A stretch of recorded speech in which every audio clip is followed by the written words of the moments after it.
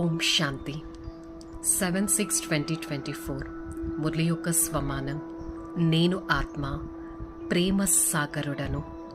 నా ఆత్మ యొక్క మనస్సు బుద్ధిలో పరమాత్మ ప్రేమ ఎంతగా నిండి ఉందంటే నేను ఎవరిని కలిసినా వారిపైన ప్రేమ కిరణాలనే కురిపిస్తాను.